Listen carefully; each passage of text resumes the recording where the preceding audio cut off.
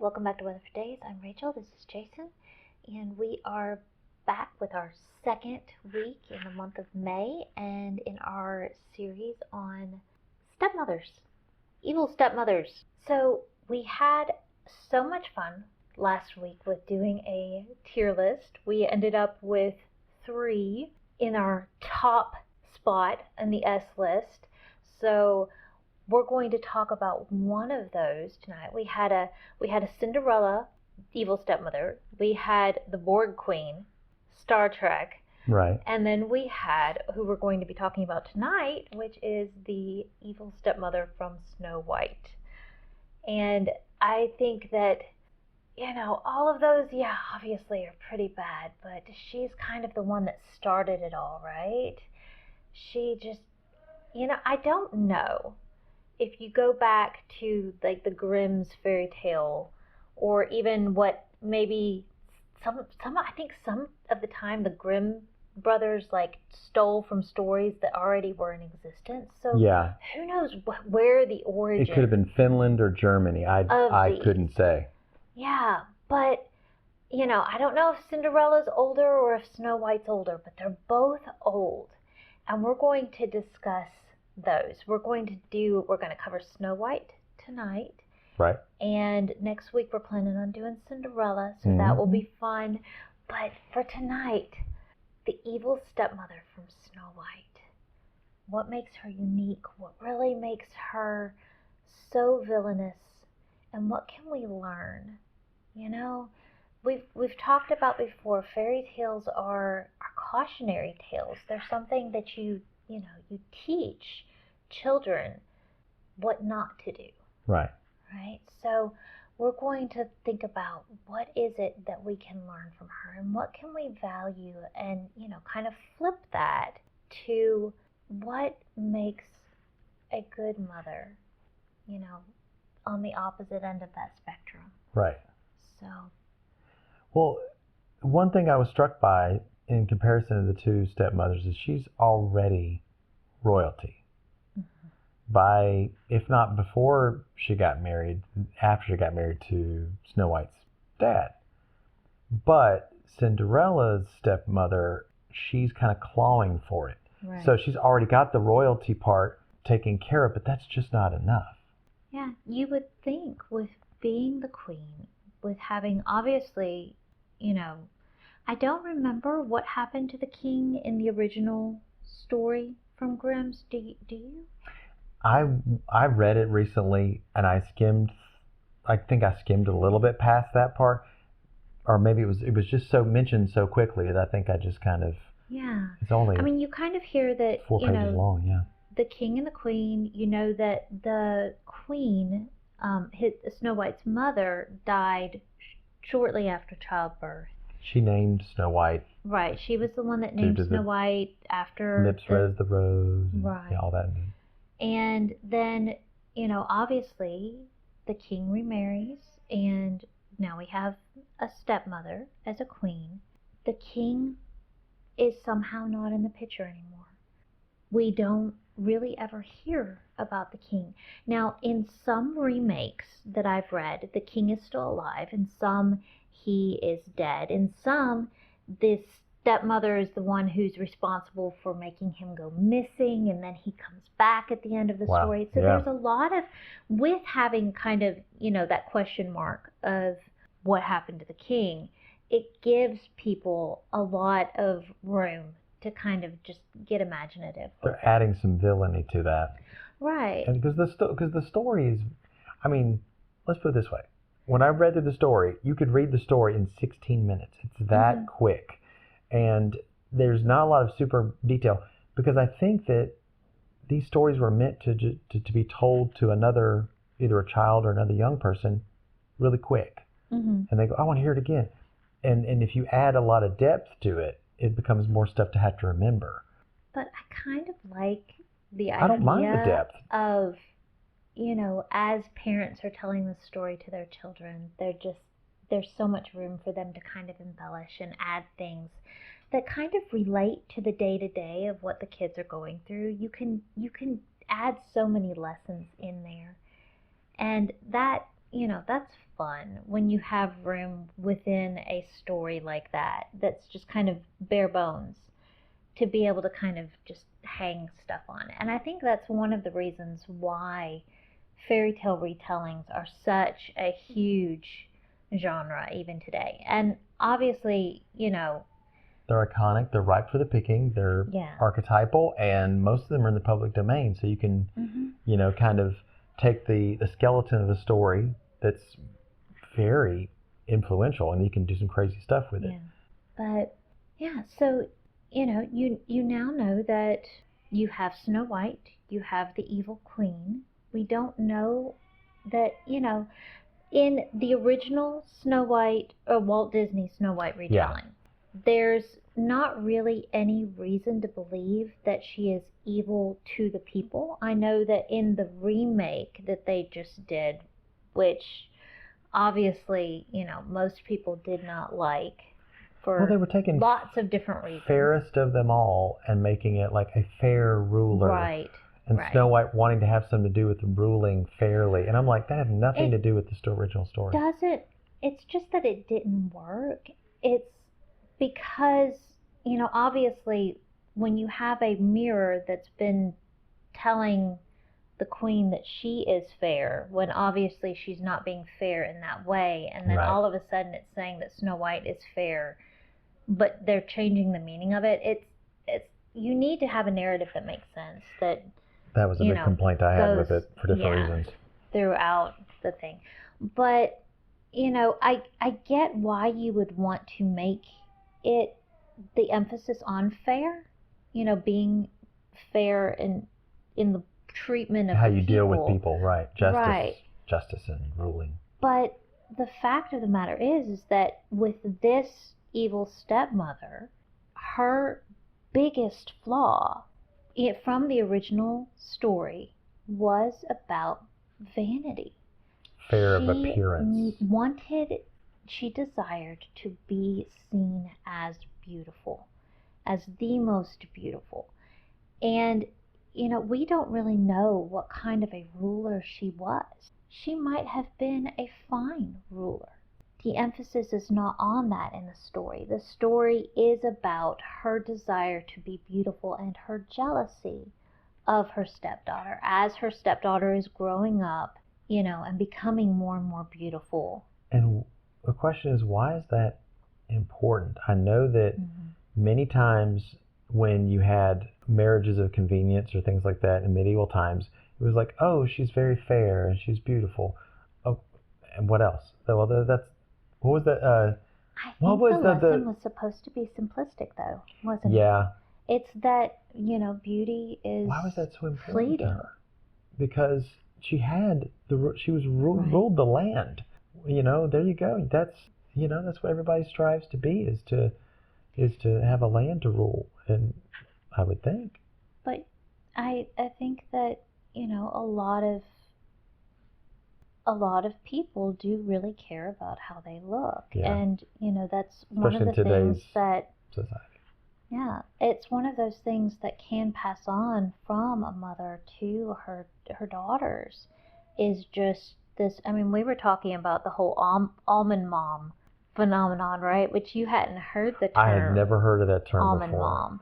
But that's, when you've got this mom that's so focused on appearance that she actually perpetuates, like she has an eating disorder herself and she ends up like giving that to her child, is just this super, caring about the size and the way that you look. And, it's sad, but it's kind of one of those where it's like, when you have someone like that, it's like, where did that come from? And we've talked about how there's a big thing about just how much in my generation there was an emphasis in the media and everything about how you looked, about appearance. And there was this shifting in the culture and a big pushback against that, and against how toxic that culture was. Well, I will say this real quick, and this is probably something you might talk about, but this is the new magic mirror. You know, the thing that young people want to be now is an influencer. They want to be seen on this magic mirror to everyone. And they want to be the fairest. I mean, there are guys that actually are destroying their bodies. Well, we could go on to that, but whatever. There are guys who are destroying their bodies just to have a better jawline. And it is the most. We thought this evil queen was narcissistic. We have not even seen the level of that we have now. This is more important now than any other time that I can think of. We still don't have it right. And yet, you know, there's just this push and pull, you know, with people's weight, with people's, you know, the all of the, you know, the Botox and the different semi-glutide, Ozempic thing. Yeah. It wrecks your body. There is still a preoccupation with looks, with how fit you are, with how, you know, and age as well. It's not, you know, used to be it was like there was just this one beauty standard. Now I feel like, you know, even though we've pushed and we've pulled, we've still ended up with so many different standards that you can attain to that it's like, you know, you almost can go into, well, there's just so many levels of unhealthy. Yeah. And it's like trying to find that balance and find some sanity. And sometimes you can even put just what is it that, you know, that you're getting that feedback from? Because I feel like at the base of it all is getting attention. And you can be getting attention from negative things as well as positive things and still kind of feel addicted to that. I'm getting attention. You know, I said the magic mirror, she asks the magic mirror, and they'd make it different for Disney, but actually there's a different little rhyming scheme that he does in the Grimm's fairy tale than they do. We always say, magic mirror on the wall, I guess it is, who's the fairest one of all?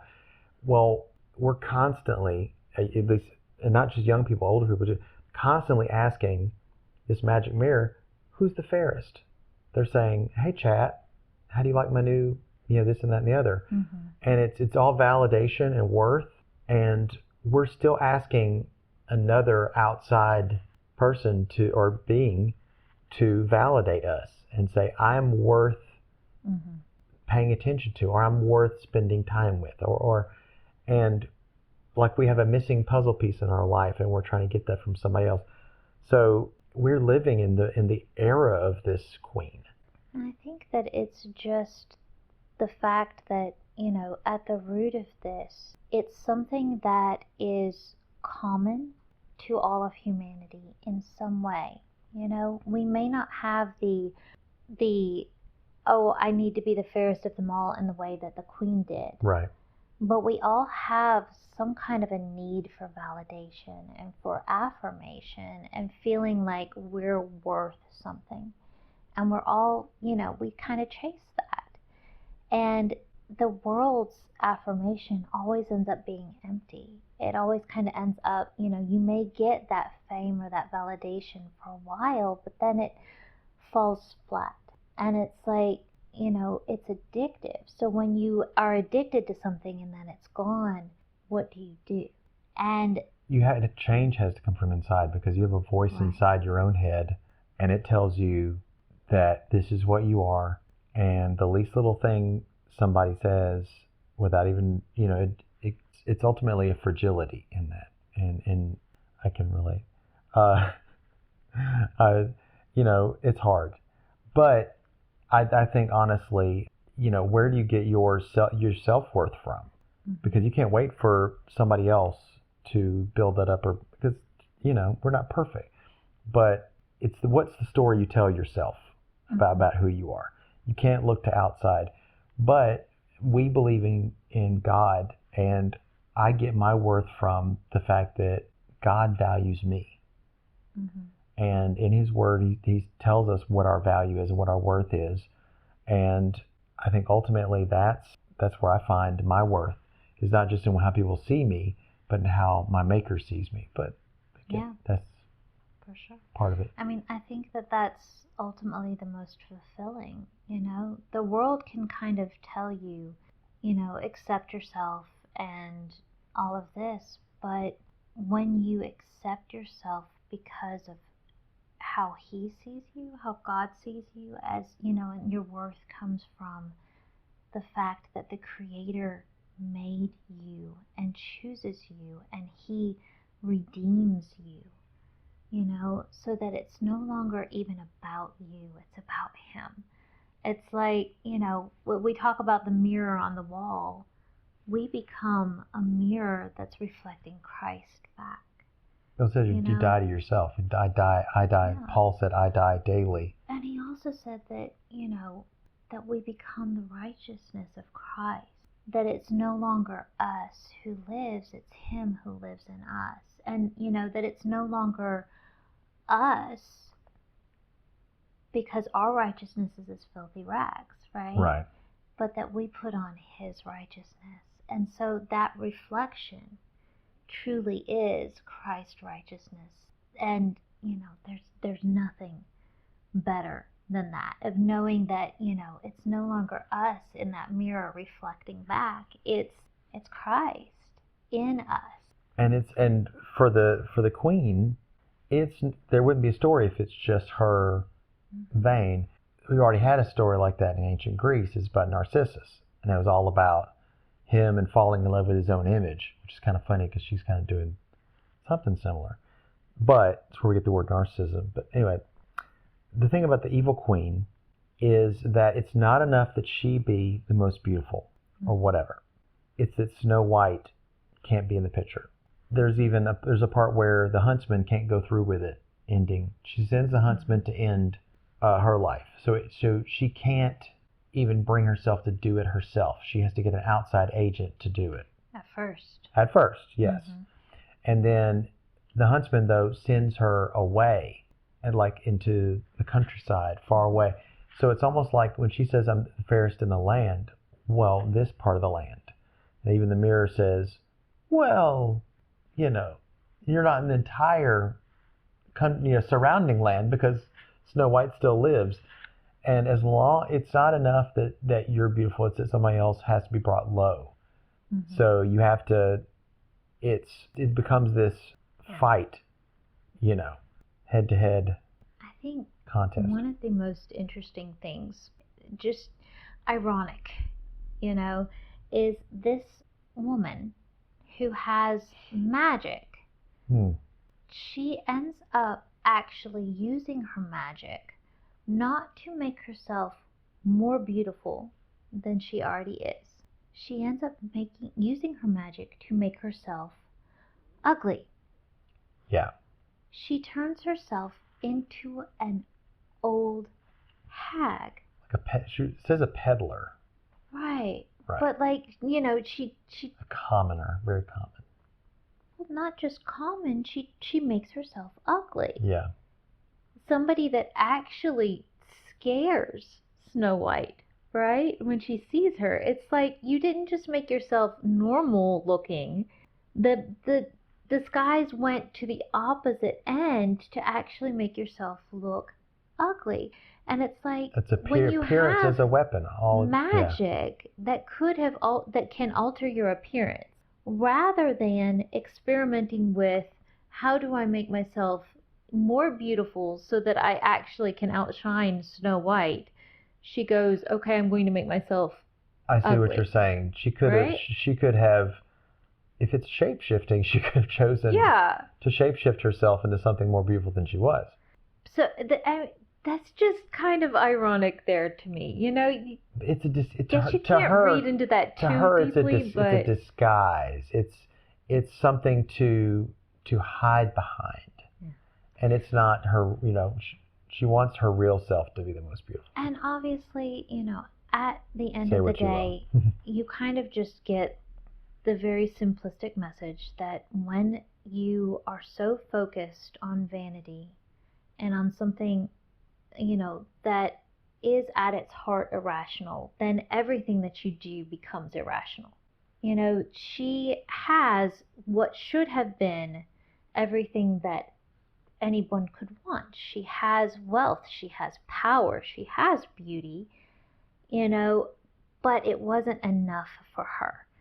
And she has magic. She has, it's like, what more could somebody want? Right. And yet, one little girl growing in grace and beauty destroys everything that you've done and that you've worked for, She's a threat, Doc. She didn't do anything wrong. And she can't rest until she's gone. Not even just gone from your sight, but completely destroyed. Don't we see that a lot with these bad stepmothers? Is when they come into the picture, it's not I am coming into a family. I can be part of a family. It's I have a instant rival. I come in and go, oh, it's you. Instead of seeing it as oh, what a lovely daughter, and I get to know you better, like a good stepmother would do. And goes, one day if you call me mom, that's great. If you just call me by my normal, my regular name, it's fine. That kind of that thing we've seen a lot in good stories. But she's a rival. It's like there's this one-upsmanship that you see in these wicked stepmothers for what is that that this would never have ended as she continued to get older. That's one of the things. Beauty fades. Beauty fades. It's not something that actually is lasting. You would have constantly had someone else, another little girl that grows up and becomes more beautiful than she is. Is she going to keep on just murdering every little girl? Just because, this was your stepdaughter and you had access to her. Like, really, where does it end when you have an obsession like this? And, that's the truly scary thing. I think that we this is Snow White's story. We like to focus on Snow White and the growth that she went through and the trials and, then her beautiful Seven ending. Dwarfs and the prince. I was struck by the fact the prince just shows up at the end. I'm like, why didn't I think that? That wouldn't be the case. And they do get married, and they invite the queen, and she doesn't recognize her at all. She doesn't recognize that this is Snow White. And by the time she does, she basically like dies in a rage. The earlier ones, she actually has these iron shoes that are heated iron shoes, and she dances herself to death. And I think they were probably like, that's a little harsh. They somehow mixed like the Red Shoes story, from the ballet. I wonder if that came from that. There are some things that we see, but it got softened. And I couldn't find the earlier version, but the soft version. In the Disney version, you still have her dying. Yeah. I think that, you see her die and you see Maleficent die. There's not a lot of Disney movies now where they actually have a villain die. I think that that's one of the things that they've kind of tried to soften. Well, infamously, what was it? What was the name of the guy? Gaston. He falls down a cliff or whatever. They call it Disney death, where they don't show them actually die. They even when you have the one in Tarzan, he's choked by the vines. You see his shadow, and you're like, oh, it's even rough because you see the shadow, and it's. But Disney death, they never really show that.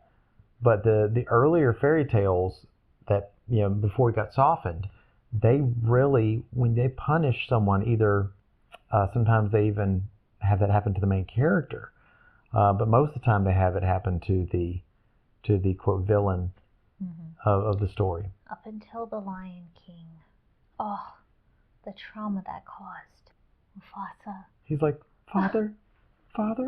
He's like, you had to bring that up.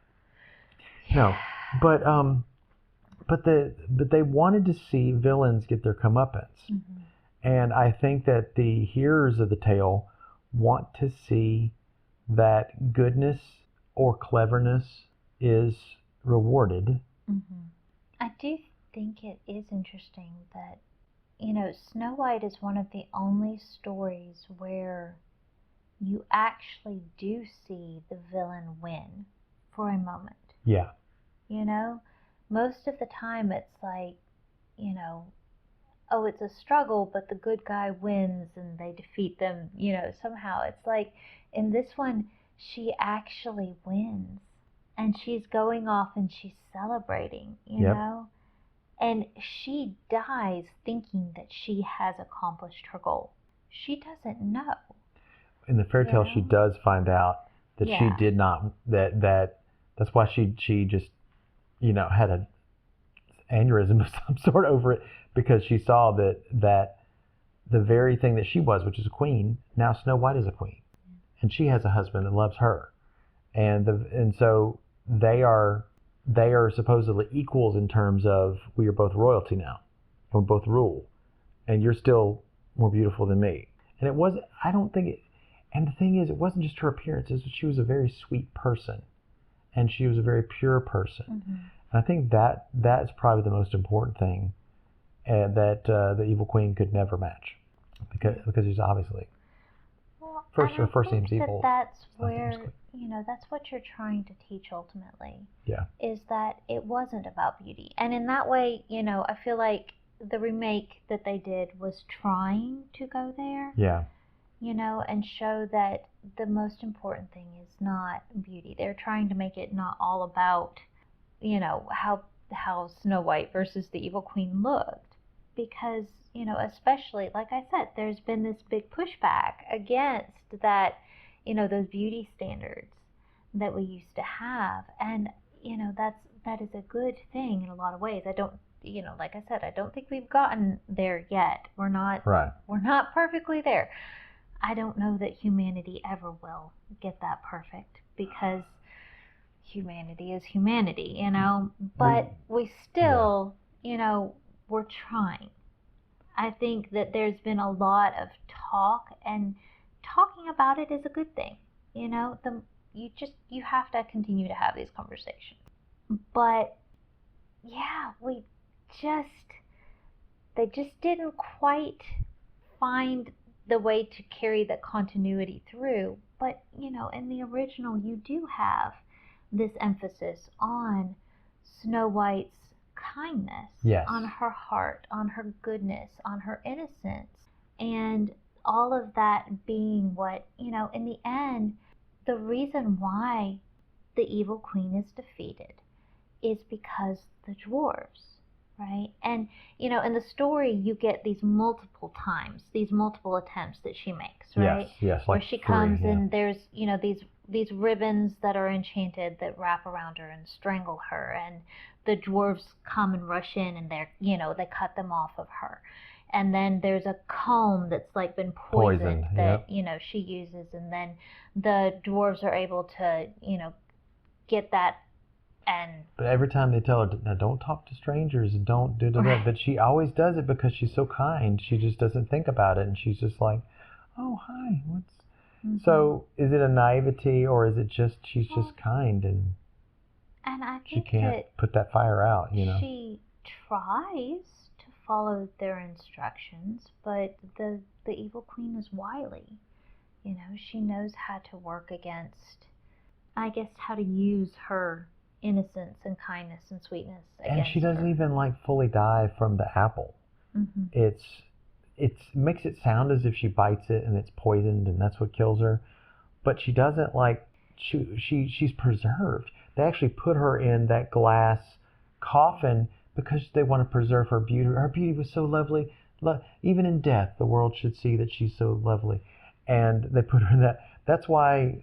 You know, there's kind of a magical element to it. No, it doesn't make sense, but she's been poisoned by magic. You know, you kind of stuck in her throat. Yeah.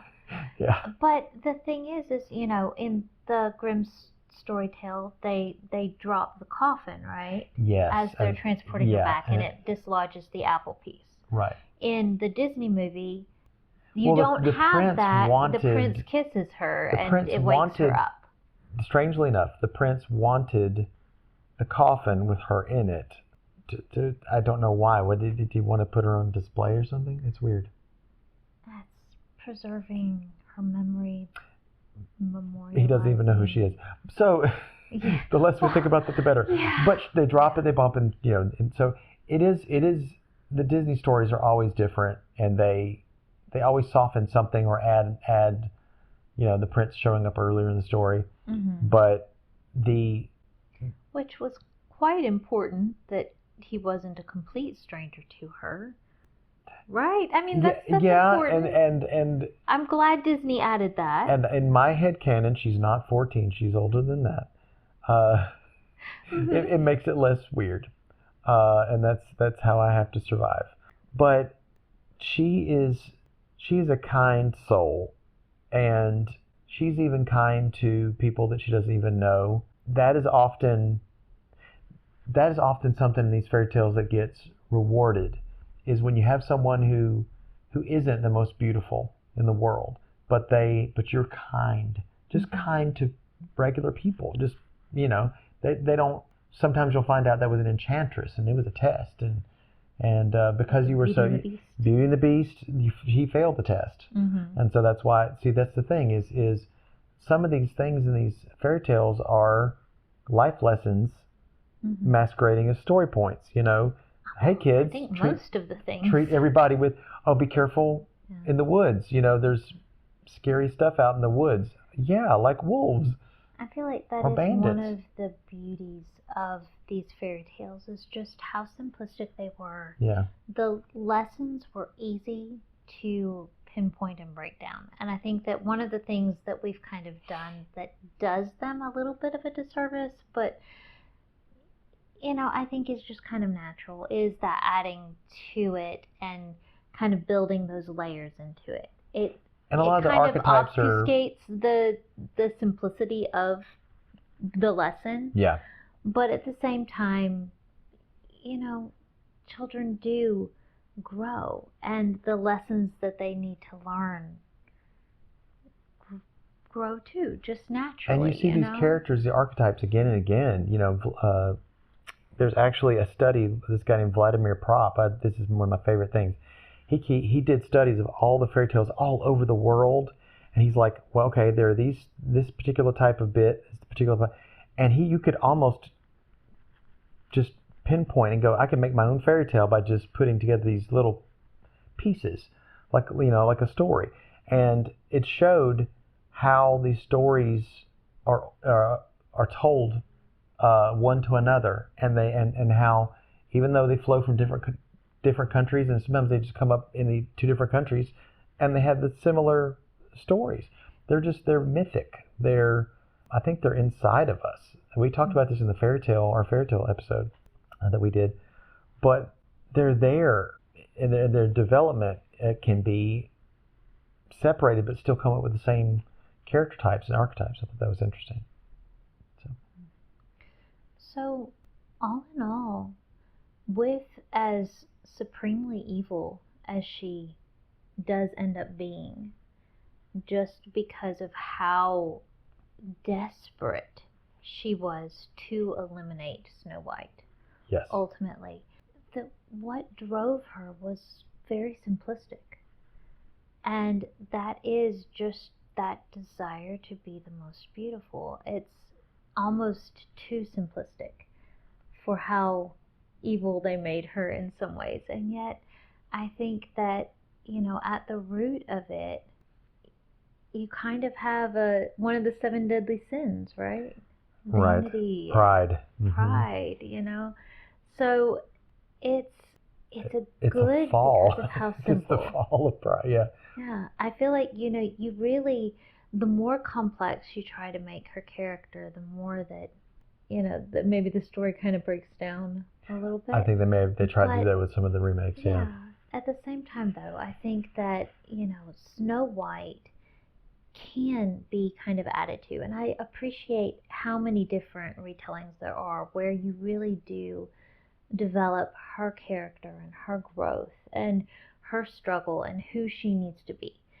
And you can contrast this very simplistic villain that just has this fatal obsession with the complexity of Snow White and all that she learns and all that she does and who she becomes. And, you know, I think every little girl can kind of see themselves in her and in her journey and see, you know, maybe they're not dealing with any of the struggles that Snow White necessarily dealt with. I think there's still something there that every little girl can see.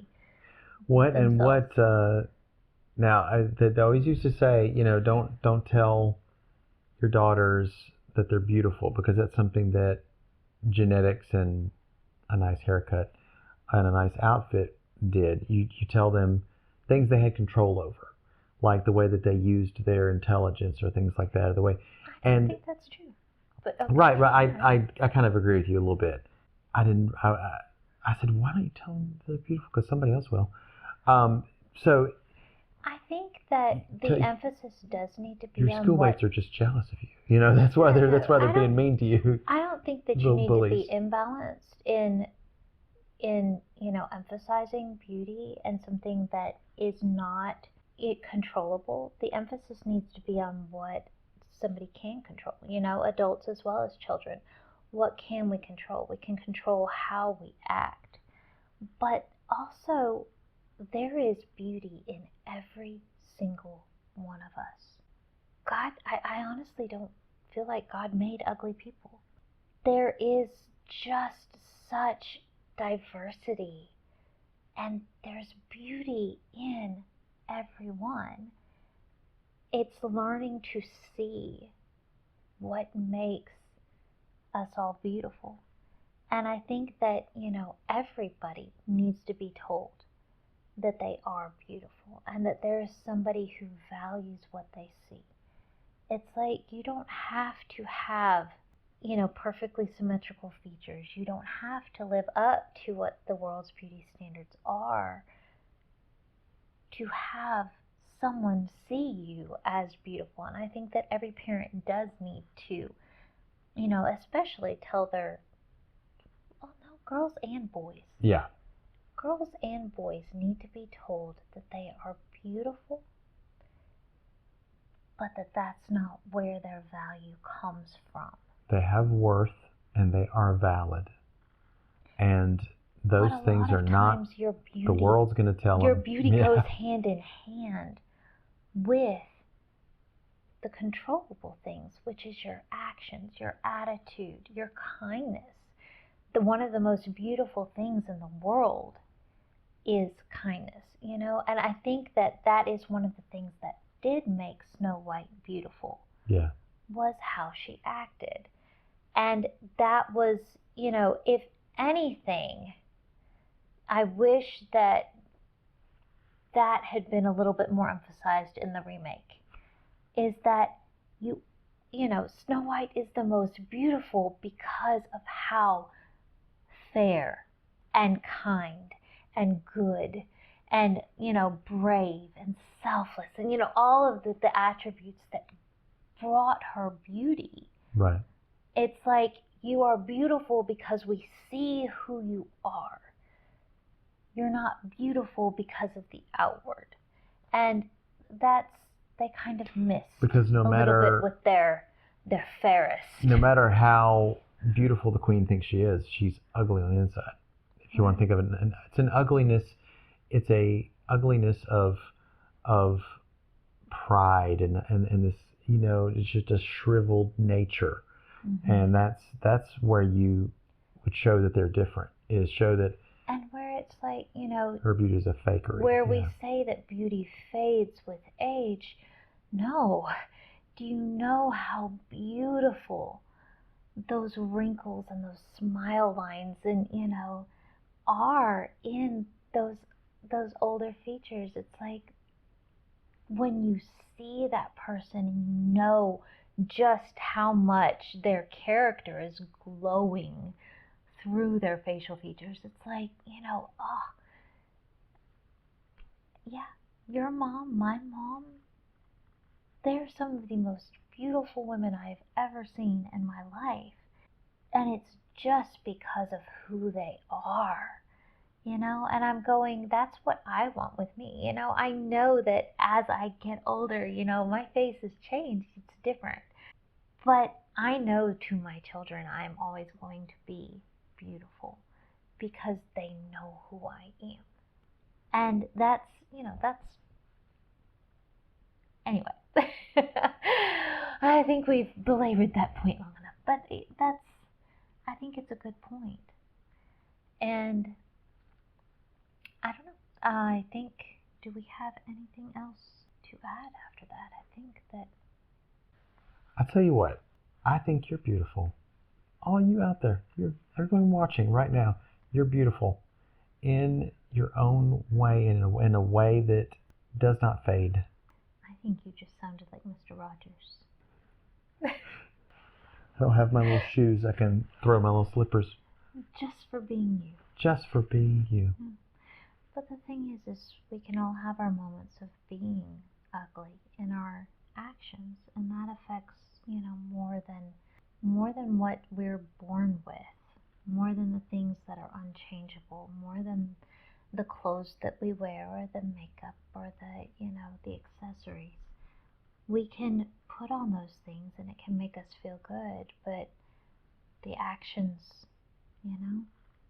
are not always going to add up to it. It's kind of where you go from there, Yeah, I've said and done things that were not the most beautiful, even recently in my life. So but I want to constantly strive for kindness, and let that be how I present myself. And yeah. And forgiveness. Yeah. So I think we're gonna wrap up there. Hopefully we've had some kind of coherency there in our rambling. Yeah. You'll find it there. It's in there. Yeah, of course. And next week we're going to come back with another one of our S-tier villains. We're going to be talking or discussing the stepmother of Cinderella. Was she an A or an S? She was an S. Well, at least one of them was. Right. I think in our hearts, we she's put some an of them S, then we put some of them A, then, there's just so many different... Super terrible or awful? You decide. But, yeah. I hope that you will join us next week. Hope that you've enjoyed this week and hopefully got a little bit of something out of it. We'll see you guys next time.